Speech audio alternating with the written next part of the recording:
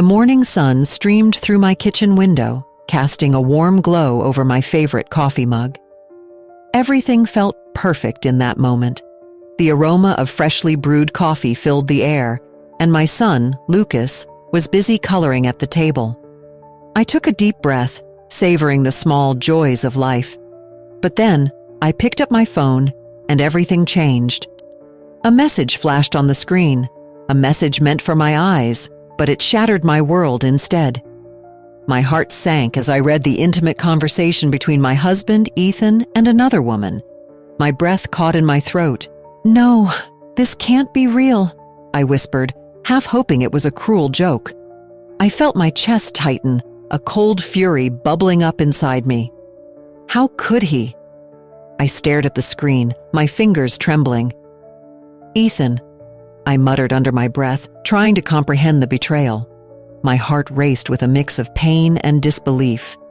It felt like a bad dream, and I desperately wanted to wake up.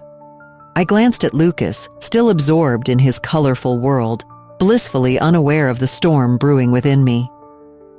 I thought about my life with Ethan, the laughter, the love, the promises we made. Had it all been a lie? The memories flooded back, but now they felt tainted. I had been so blind to the cracks in our marriage. I thought of the late nights he spent at work, the times he seemed distant. Were they signs I had ignored? The pivotal question loomed in my mind. How would I confront this betrayal? Would I let Ethan continue to control my narrative? Or would I take charge of my own story? I could feel the anger building inside me, and it was intoxicating. I can't just be a victim, I told myself. I need to fight back. As I paced around the kitchen, I recalled a time when Ethan had looked at me with love, when he would hold my hand and promise me forever. But now, that forever felt like a distant memory, replaced by heartache and anger. I needed to know more about this woman, Clara. Who was she? What did she have that I didn't? A thought struck me as I stared out the window at the sunlit street. What if I could turn this around? I whispered to myself, determination creeping in. I wouldn't just sit back and let Ethan's betrayal define me. I would observe him, learn his secrets, and take control of my own narrative. I decided to take action. I would watch him. Every smile he gave Clara, every laugh they shared would be documented in my mind. I felt a rush of adrenaline as I imagined the details I would collect, a plan forming in the back of my mind. I could feel the fire of revenge igniting within me, but I struggled with the moral implications. Was this who I wanted to be? "Celine, don't lose yourself in this," I reminded myself, but part of me was already slipping. I thought of the moments when I felt cherished, the times Ethan surprised me with flowers or whispered sweet nothings in my ear. Those memories now felt like ghosts haunting me, and I didn't know how to reconcile them with my current feelings of betrayal. As I took a sip of my coffee, a new resolve washed over me. This journey wasn't just about revenge. It was about reclaiming my self-esteem and identity. I wouldn't let Ethan shatter my spirit.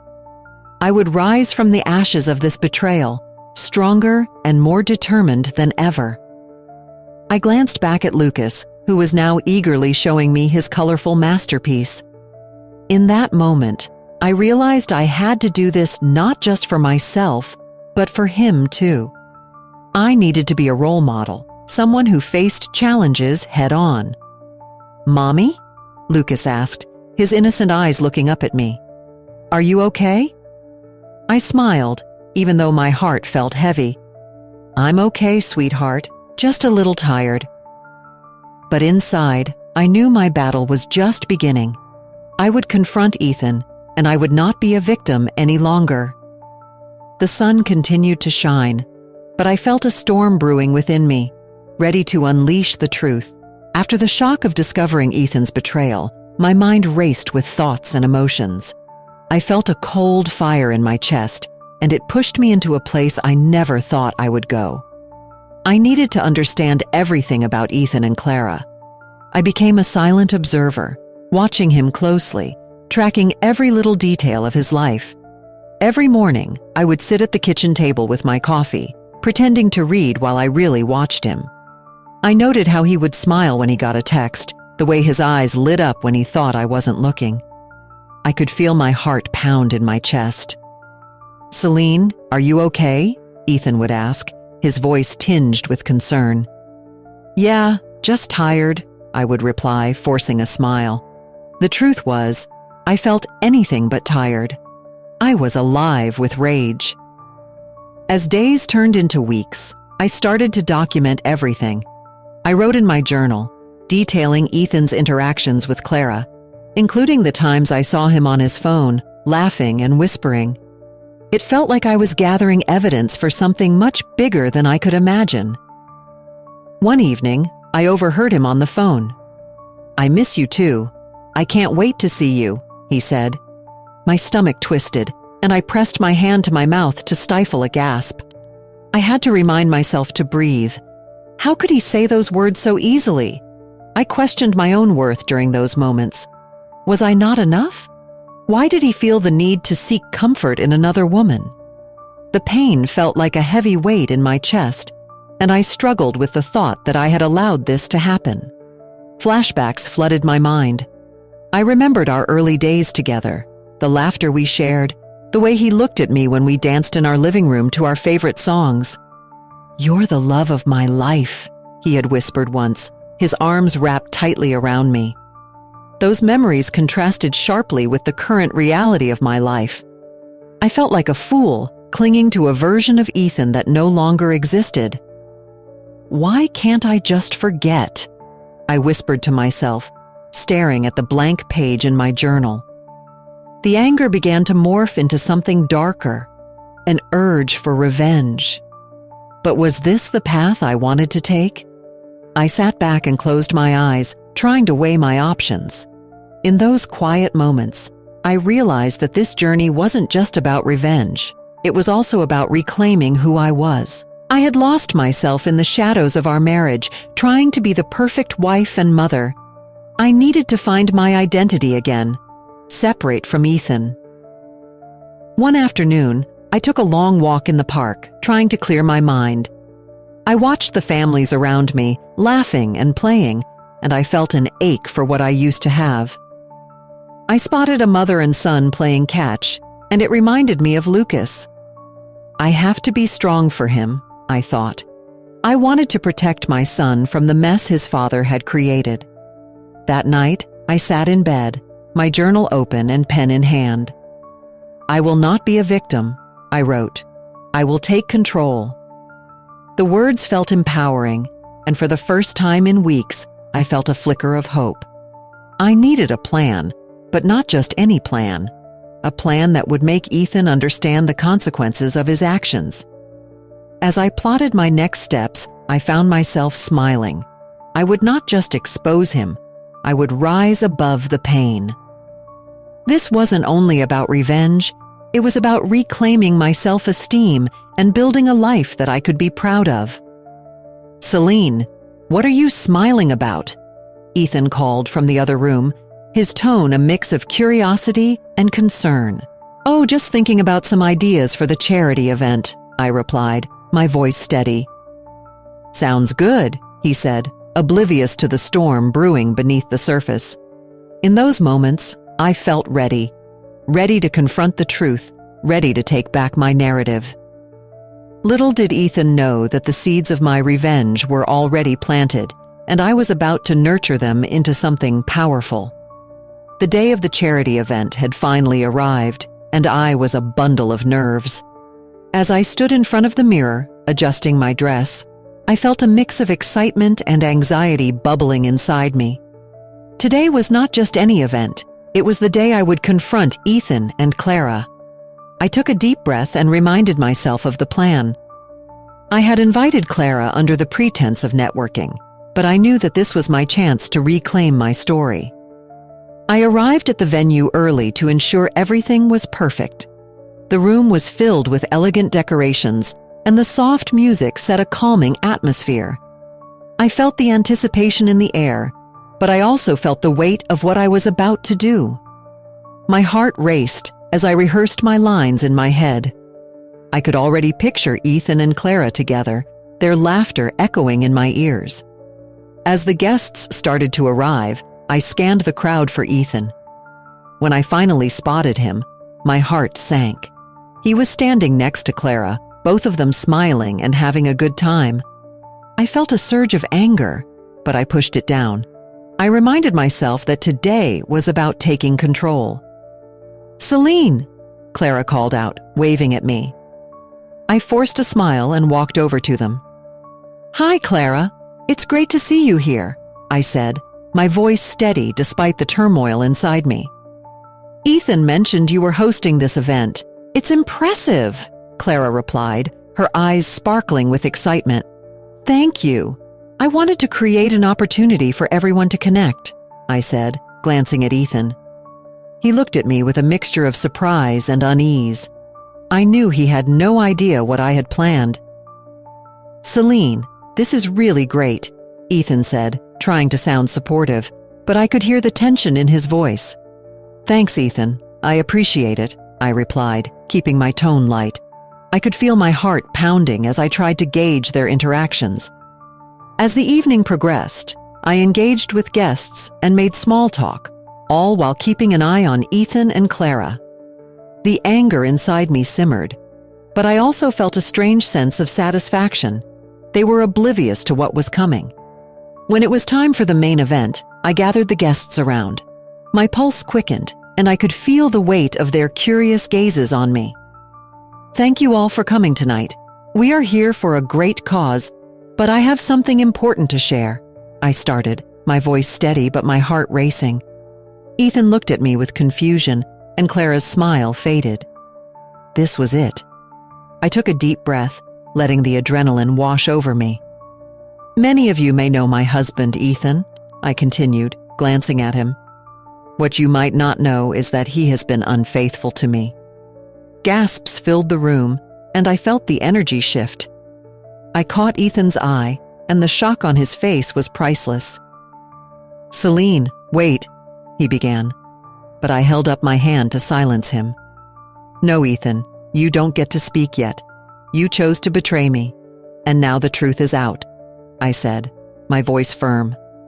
I turned to Clara, who looked pale. "You may have thought you were just having fun, but you were part of this betrayal." The room was silent, everyone processing what I had just revealed. I could feel a sense of empowerment washing over me. I had taken control of my story, and it felt exhilarating. "Celine, this isn't what it seems," Ethan said, desperation creeping into his voice. "Isn't it?" I shot back, my anger flaring. "You think I didn't notice? I let you think I was blind, but I was watching, and now everyone knows." As I spoke, I could see a mix of emotions on the faces around me: shock, sympathy, and even admiration. I realized it was not just about revenge. It was about me reclaiming my narrative and my self-worth. With every word, I felt lighter, as if a weight had been lifted from my shoulders. I was no longer the victim in this story. I was the one in control, and it felt liberating. "I deserve better than this," I declared, my voice strong, "and I will not let anyone define my worth again." With that, I took a step back, feeling a rush of accomplishment. I had faced my fears, exposed the truth, and reclaimed my power. No matter what happened next, I knew I had taken the first step towards healing. As the charity event continued, I felt a mix of excitement and anxiety bubbling inside me. I had spent so much time planning this moment, and now it was finally here. I glanced around the room, taking in the smiling faces of my guests, unaware of the storm that was about to unfold. The music played softly in the background, but my heart raced louder than any beat. "Are you ready, Celine?" my friend Maria asked, her eyes sparkling with encouragement. She knew what I was about to do, and her presence gave me strength. "Yes," I replied, my voice steady, though a wave of nerves washed over me. "I just need to gather everyone around." I stepped to the center of the room, my hands trembling slightly. "Ladies and gentlemen, may I have your attention, please?" I called out, my voice clear and strong. The chatter faded, and all eyes turned to me. I could see Ethan standing with Clara across the room, their laughter piercing through my resolve. I took a deep breath. Thank you all for coming to support our cause today. It means so much to me. I paused, letting the weight of my words settle. But I have something important to share, something that weighs heavily on my heart. Ethan's eyes narrowed, and I could see the color drain from his face. Clara looked confused, glancing between Ethan and me. "What's going on?" she whispered, though I could hear her clearly. I continued, "Ethan, you thought you could keep secrets from me, didn't you? You thought I wouldn't find out about your little affair." I felt a rush of empowerment as the words left my lips. "Clara, you are not the only one who deserves the truth today." Gasps filled the room, and I watched Ethan's expression shift from shock to desperation. "Celine, wait! This isn't what it looks like!" he shouted, his voice rising above the whispers of the guests. I shook my head, feeling a mixture of satisfaction and sadness. "Oh, but it is, Ethan. I have the messages. I know everything." I pulled out my phone and held it up, showing the screen to the crowd. I could see people leaning in, intrigued and shocked. "Why would you do this?" Ethan asked, his voice trembling. "You're making a scene." "Yes, I am," I replied, my tone steady. "Because I refuse to be a victim anymore. I refuse to let your betrayal define me." I looked around at the faces of my friends and family, their support tangible in the air. "This is not just about you. It's about me reclaiming my life." Clara stepped back, her face pale. "I didn't know," she said, her voice barely above a whisper. "I thought he was single." "Did you really believe that?" I challenged, feeling a surge of confidence. "You both played a part in this. You both need to face the consequences." Ethan took a step towards me, his face twisted with regret. "Celine, please, I made a mistake. I love you. I never meant to hurt you." "That's the problem, Ethan," I said, my voice firm.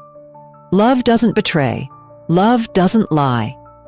The room was silent, the weight of my words hanging heavily in the air. In that moment, I felt a shift within myself. This wasn't just about revenge. It was about finding closure and reclaiming my power. I had spent too long feeling powerless, too long letting his actions dictate my feelings. I was done with that. "I deserve better than this," I declared, looking directly into Ethan's eyes. "And I will not let you drag me down any longer." As I glanced around the room, I saw nods of agreement and expressions of support. I realized that this confrontation was more than just exposing Ethan. It was about rediscovering who I was and who I could be. I was not just a wife betrayed. I was a woman reclaiming her life. "Thank you all for being here," I said, my voice softer now. "I appreciate your support, but this is my story, and I will write it my way from now on." With that, I stepped away from the center of the room, feeling lighter than I had in months. I had faced the truth, and in doing so, I had taken the first step toward rediscovering myself. The room was still buzzing with whispers and half-hearted laughter as the guests slowly filtered out of the charity event. I stood in the center, feeling a strange mix of relief and exhaustion wash over me. I had exposed Ethan, and there was no turning back now. The confrontation had shaken me, but it also made me feel lighter, almost free. I caught a glimpse of Ethan across the room. His face was pale, eyes wide with disbelief. I could see the shame etched in his features as he spoke to Clara, who looked equally stunned. I took a deep breath, summoning the courage to approach him. This wasn't about him anymore. It was about me. "Celine," he said, his voice shaky as I walked up to him. "I didn't think... I thought we could talk later." "Talk?" I raised an eyebrow, my heart racing. "What is there to talk about, Ethan? You chose to betray me. You chose to betray our family." "I'm sorry," he stammered, his hands fumbling at his sides. I never meant for it to go this far." I laughed bitterly. "But it did, didn't it?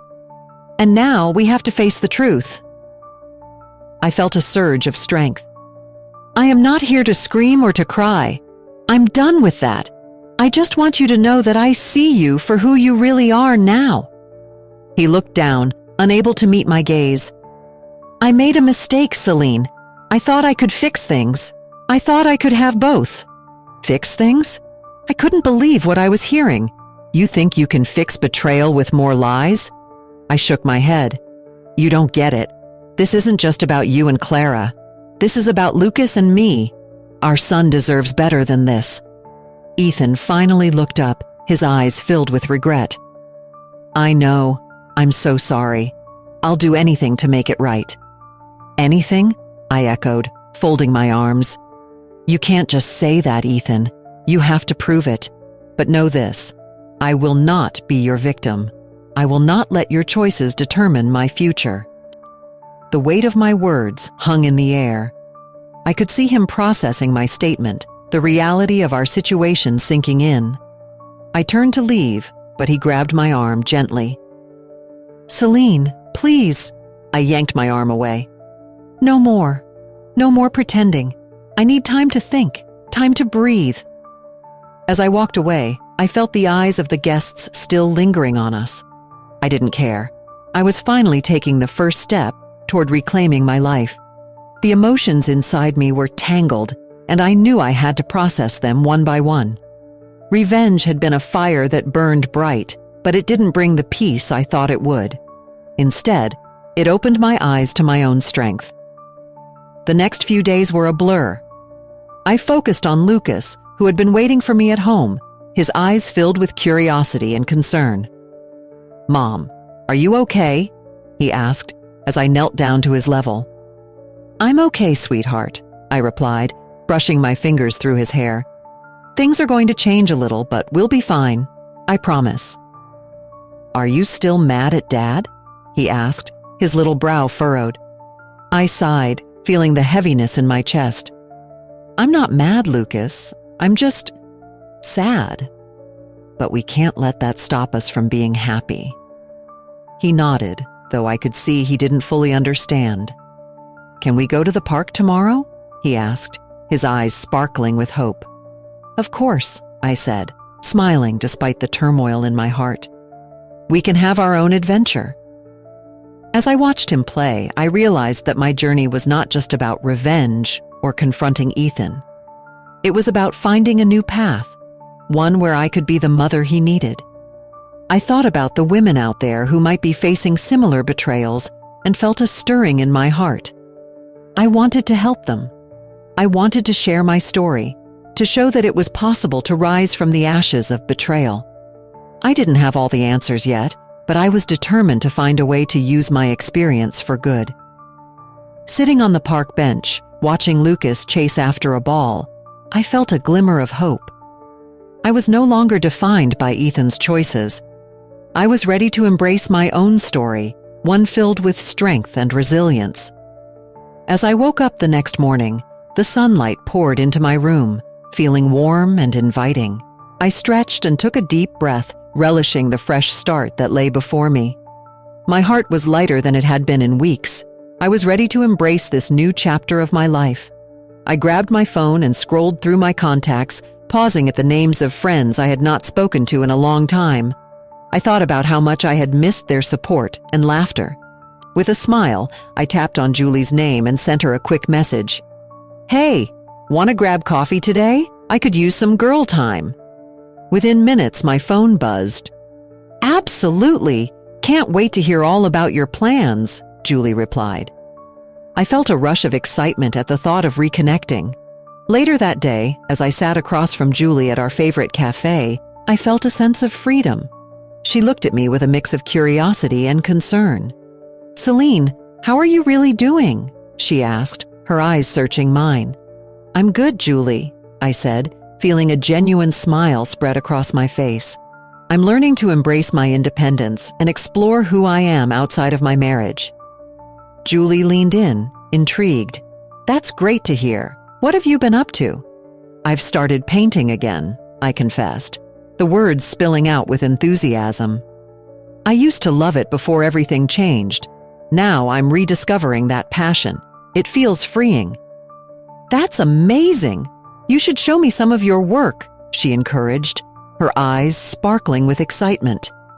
As we chatted, I realized how important these connections were.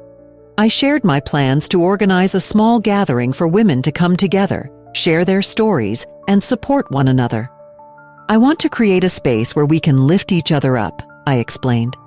I love that idea. You have such a gift for bringing people together, Julie said, her support making me feel even more empowered. Over the next few weeks, I dedicated time to planning the gathering. I reached out to more friends, inviting them to join. I wanted this to be a celebration of strength and resilience. Each invitation I sent felt like a step toward healing and growth. On the day of the gathering, my heart raced with excitement and nerves. I decorated the living room with flowers and soft lighting, creating a cozy atmosphere. As guests arrived, I felt a wave of joy wash over me. Women from different walks of life filled my home, each with their own stories and experiences. Welcome, everyone. I'm so glad you're here, I said, my voice filled with warmth. Today, we're here to share, support, and empower one another. The room buzzed with conversation as we settled in. One by one, women began to share their stories.